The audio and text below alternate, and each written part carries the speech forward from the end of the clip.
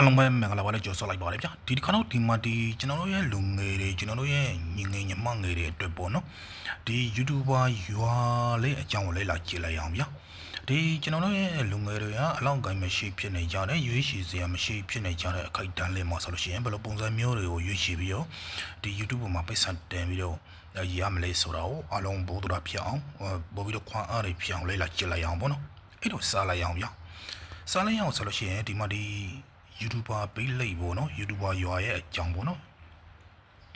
အဲ့မှာဆိုလို့ရှိရင်ဒီမှာဆိုလို့ရှိရင်ဒီYouTuber ရွာပေါ့နော်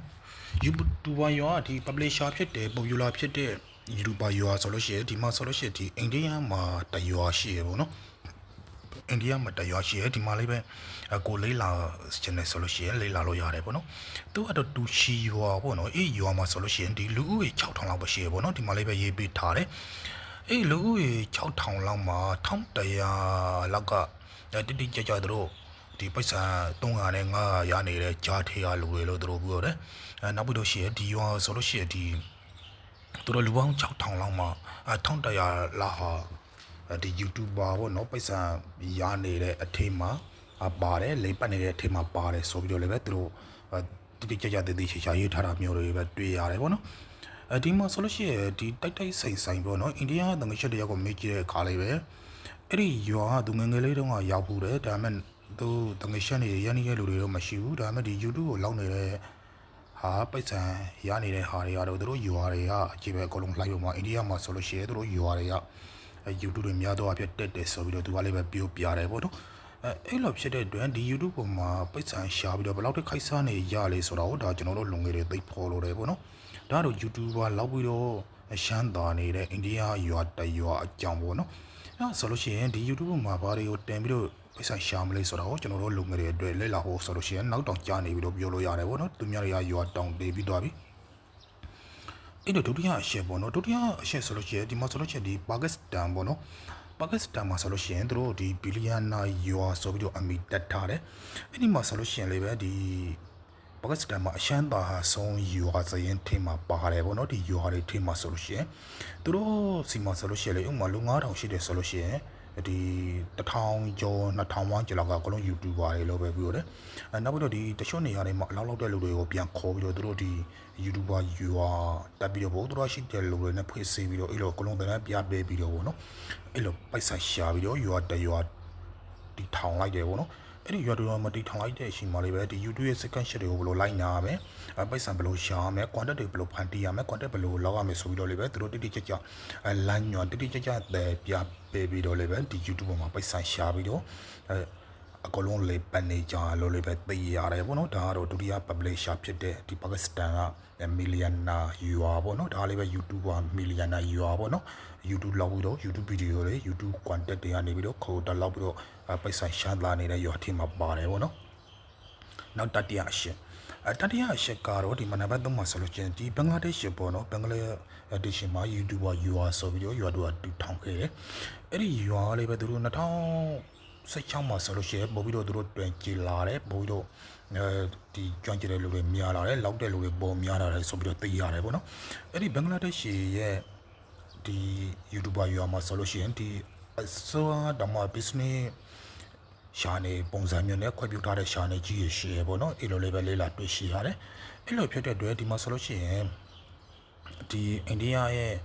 ့ရွာတရွာရဲ့နောက်ပြီးတော့ဒီပါကစ္စတန်ရဲ့ရွာတရွာရဲ့နောက်ဘင်္ဂလားဒေ့ရှ်ရဲ့ရွာတရွာရဲ့ပေါ့နော်ဒါတော့သူတို့ရွာလုံးကျွတ်ပေါ့နော်ရွာလုံးကျွတ်တရွာလုံးကနေပြီးတော့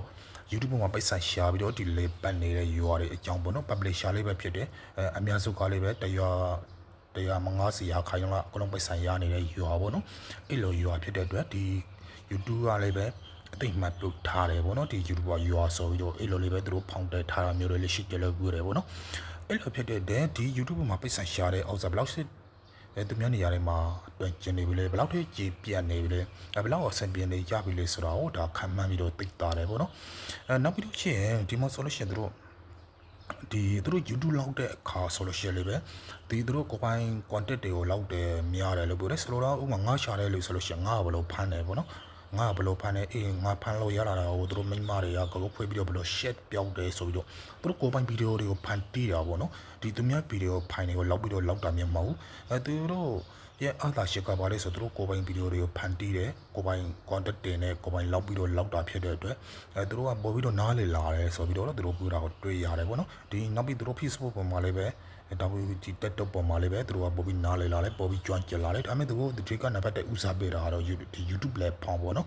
YouTube platform မှာသူတို့ဦးစားပေးတယ်ဒီ Pakistan ကလိုတယ်လည်းပဲဒီတိုင်းပဲပေါ့နော်အဲ့လိုပြောကြတယ်ပေါ့နော်ဒါပေမဲ့ဒီ Pakistan ကလိုတွေရဲ့ဗီဒီယိုဖိုင်ကိုနားထောင်တဲ့အခါပေါ့နော်ကိုရီးယားတော့ရောက်ဖူးတော့မဟုတ်ဘူးကိုရီးလေးလာတော့နောက်ပြီးဒီ website မှာတင်ထားတဲ့ဥစ္စာကိုလဲလာပြီးတော့လာရှင်းပြပေးတာပေါ့နော်အဲ့ဒါဆိုလို့ရှိရင်ဒီ YouTube မှာပိတ်ဆန်ရှာတဲ့ content တွေကကိုပိုင် creation နဲ့ကိုပိုင် content ပို့ပြီးတော့လောက်ကြတယ်ဒီ copy you တင်တာမဟုတ်ပေးနေပေါ့နော်ဒီ2016ခုနောက်ပိုင်းမှာကျွန်တော်မြန်မာနိုင်ငံလိုလေဒီ YouTube ပေါ်မှာပိတ်ဆိုင်ရမှန်သိလာတဲ့အတွက်တချို့လူငယ်တွေလောက်လာကြတာတွေ့တယ်ပေါ့နော်ဒါပေမဲ့ကိုပိုင် content တွေကိုလောက်တာမဟုတ်ဘဲနဲ့ဒီ copy ကူးပြီးတော့ဗီဒီယိုတင်ပြီးတော့ဆိုပြီးတော့ဖြစ်တယ်လို့တင်ကြတယ်ပေါ့နော်နောက်ပြီးဒီ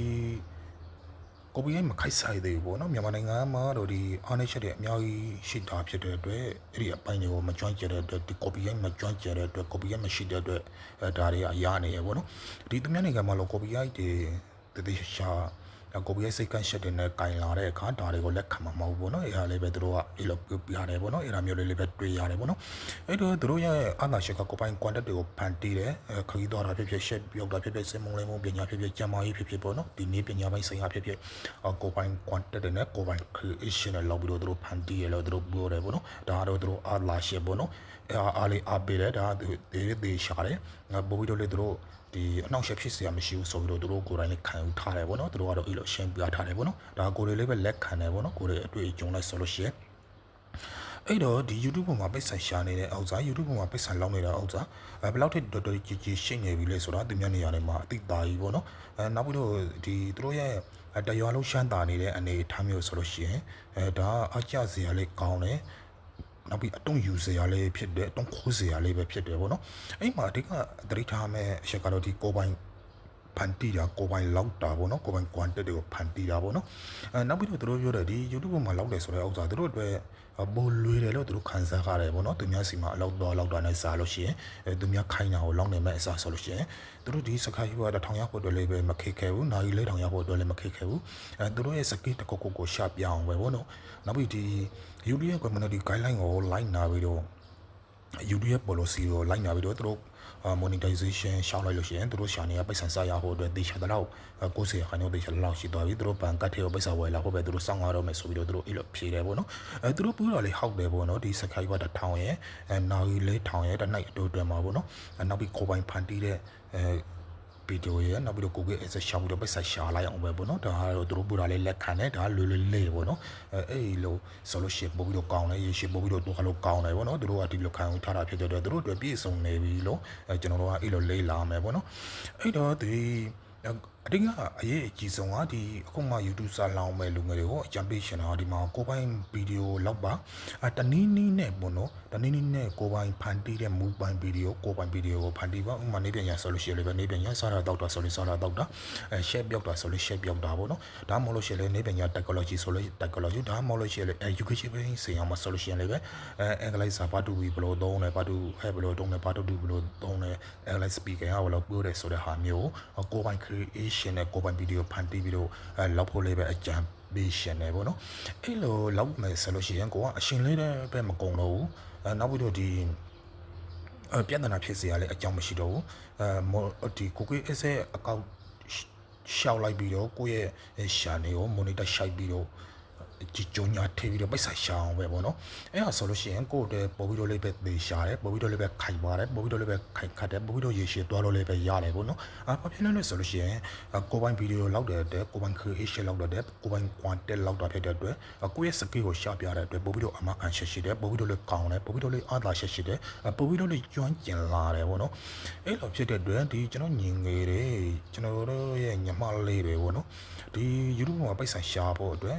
Facebook မှာပိတ်ဆိုင်ရှာဖို့အတွက်နောက်ပြီးတော့ဒီ TikTok မှာပိတ်ဆိုင်ရှာဖို့အတွက်ဆိုလို့ရှိရင်ပထမဆုံးနံပါတ်1အရေးအကြီးဆုံးလောက်ရမယ့်အရာဝတ္တကကိုမှဖုန်းရှိတယ်ဖုန်းနဲ့ရိုက်ပေါ့နော်ဒါမှမဟုတ်ကိုပိုင် content ကိုဖန်တီးဖို့အရေးကြီးရယ်ကိုပိုင်ဗီဒီယိုဖန်တီးဖို့အရေးကြီးရယ်ကိုပိုင်လောက်ဖို့အရေးကြီးရယ်ပေါ့နော်ဒါတွေကအရေးအကြီးဆုံးအရာပဲပေါ့နော်ဒီ YouTube policy စိတ်ကန်းရှက်တွေရတယ်တနက်တနက်ပြောင်းနေတာဆိုလို့ရှိရင်နောက်ဆိုလို့ရှိရင်ကိုပီကငိမ့်ပြီးတော့ဒီ YouTube မှာ ပိုက်ဆံရှာတဲ့ YouTuber တွေများလာတယ် YouTube ခိုတာတွေများလာတယ်အများဒီစိတ်ကရှက်တွေကသူ့ဟာနဲ့သူ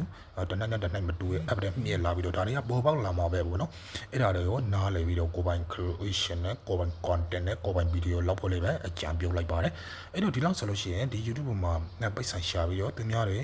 ဒါမှမဟုတ်လို့ရှိရင်လေအခြားကိုယ့်ရဲ့ပိုတာတွေကိုယ့်ရဲ့ donation တွေဘယ်လိုဖန်တီးနေရလဲဆိုတာကိုအနေငယ်ပုံတူတာလေးတွေရရှိပြီးတော့အလုံးပိုက်ဆိုင်ရှာလို့ရှိရင်လေပဲဘယ်လိုဗီဒီယိုမျိုးကိုလောက်ရမလဲဘယ်လိုဖန်တီးရမလဲဆိုတာကိုနားလည်ဖို့တူတာလေးတွေရရှိသွားကြလိမ့်မယ်လို့မျှော်နေပါတယ်အဲ့တော့ဒီဗီဒီယိုကတော့ဒီလောက်ပါပဲဗျာကျွန်တော်ရဲ့ဗီဒီယိုလေးကိုကြိုက်နိုင်တဲ့ဆိုလို့ရှိရင်လေပဲ like and subscribe လေးနဲ့အပိတ်တော့တောင်းဆိုလိုက်ပါတယ်အဲ့တော့ဒီဗီဒီယိုကတော့ဒီလောက်ပါပဲအားလုံးကိုကျေးဇူးတင်ပါတယ်